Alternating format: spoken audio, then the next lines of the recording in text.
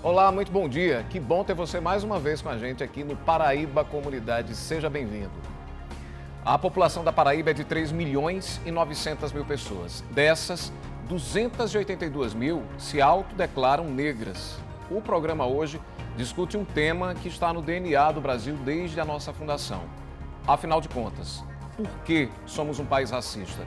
Por que continuamos produzindo tanta desigualdade e violações de direitos contra a população negra? 75,5% das vítimas de homicídio aqui no Brasil são negras. Os dados são do Atlas da Violência e do Fórum Brasileiro de Segurança Pública. O programa hoje propõe uma reflexão sobre que nação queremos ser. Domingo, 13 de setembro de 2020, o Paraíba Comunidade está só começando.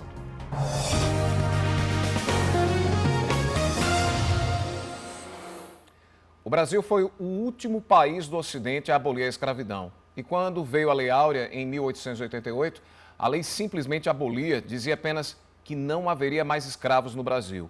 A ausência de políticas para incluir os ex-escravos são percebidas na sociedade brasileira até hoje.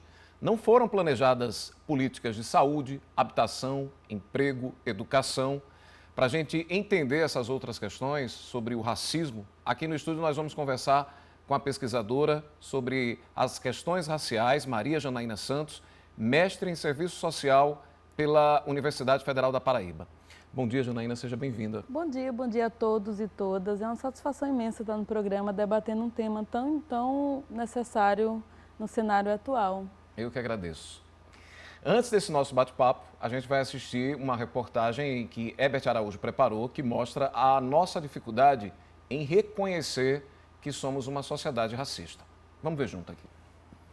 Existe racismo no Brasil? Com certeza. Eu acho que isso aí está enraizado na cultura da gente. Eu acho que tem, sim. Com certeza existe esse preconceito aqui no país ainda de raça. E você, é racista? Não, não sou racista. De jeito nenhum. Não, eu não. Porque eu falo com todo mundo, até minha mulher diz, rapaz, você é um caso sério. Estas respostas levantam uma questão. Se para a maioria das pessoas há racismo e a maior parte não se considera preconceituosa, quem são os racistas? Numa entrevista de emprego, por exemplo, as pessoas acham razoável, né, numa loja de shopping, por exemplo, contratar uma vendedora branca porque os meus clientes não gostam de vendedoras negras.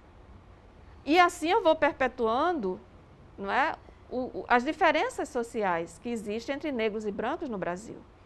Então, ninguém se assume racista, mas todo mundo ao meu redor é. Mas o racismo existe, quer a gente assuma ou não. Ele está dentro das nossas cabeças. O racismo ele vai se expressar de diversas formas, né? A gente tem racismo na linguagem, a gente tem racismo no mercado de trabalho, a gente tem racismo na escola, a gente tem racismo no shopping, na TV, no futebol. Então, não existe um espaço na sociedade brasileira onde não aconteça o racismo, né? E o racismo é uma forma de violência. Ele pode ser direto ou pode ser indireto. Ele pode atingir fisicamente, mas também pode atingir apenas subjetivamente. Então, quando uma pessoa é proibida de adentrar algum espaço, quando ela não tem a liberdade, por exemplo, de circular numa loja sem que um segurança esteja atrás, é uma forma de expressão de racismo. Basta fazer um experimento científico para mostrar como ele persiste. Pesquisadores da UFPB contaram a seguinte história para um número X de pessoas. Um homem foi preso, suspeito de tráfico de drogas. Na abordagem, a polícia espancou este homem. O advogado dele entrou na justiça pedindo uma indenização.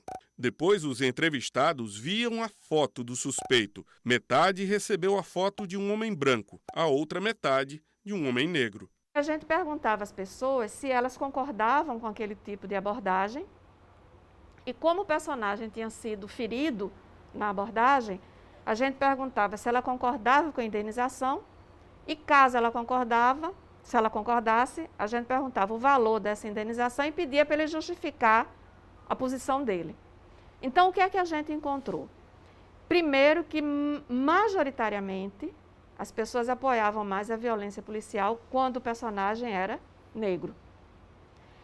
Segundo, quando a gente perguntava se ela concordava com o valor da indenização, aquelas pessoas que diziam que concordavam deram, em média, 800 e poucos reais como indenização para o personagem negro.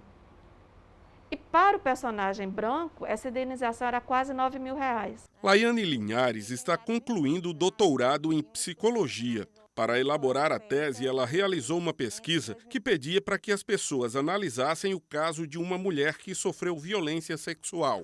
A história fictícia era a mesma, mas parte dos entrevistados era apresentado a imagem da vítima como uma mulher branca. A outra parte via uma foto de uma mulher negra. Sim, as mulheres negras elas foram mais culpabilizadas do que as mulheres brancas, né?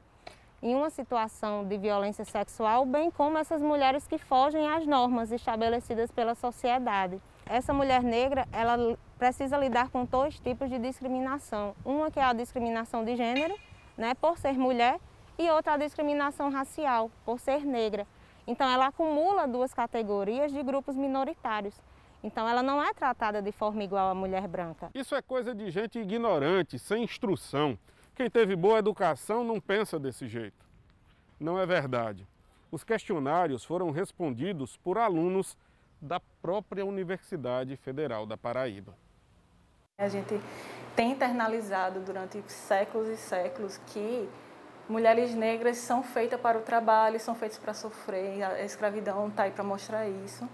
Então, elas se colocam na situação de marginalidade, em uma situação de fragilidade, ela está mais propensa a isso, sem contar com a questão da sexualização do corpo da mulher negra também. Numa sociedade contaminada por séculos de escravidão, o preconceito não se dissipa tão fácil. Talvez o mais honesto seja admitir que, mesmo que a gente queira sinceramente abandonar esta herança desumana, somos racistas em desconstrução.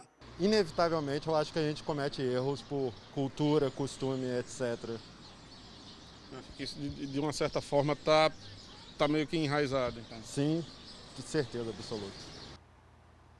Reportagem boa, hein? Esclarecedora, não é? Ótimo, excelente. Você, por exemplo, com que frequência você se depara no dia a dia com comportamentos e atitudes racistas? Nossa, quase que constante. É constante, é uma situação... E o racismo, ele se dá de uma forma tão sutil, porque são os olhares. São os olhares que te condenam, é o afastamento que te condena. E aí, como você vai materializar esse crime? Como você vai materializar um olhar que denota que você não é tão bom para estar naquele espaço? Entendi. Então, o racismo ele é muito cruel, muito sutil ao mesmo tempo. E essa é uma população extremamente mais vulnerável, em todos os sentidos, e a gente percebeu agora muito claramente nessa reportagem, né?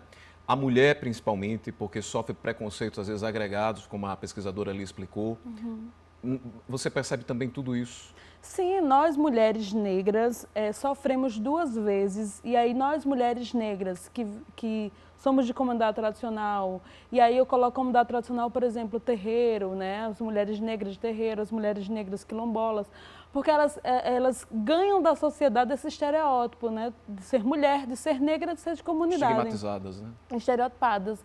Então, há uma luta constante para que a sociedade compreenda que a gente precisa ser respeitada enquanto mulher, enquanto negra, enquanto comunidade tradicional, porque a briga é cotidiana para esse respeito e para essa valorização, nós mulheres negras.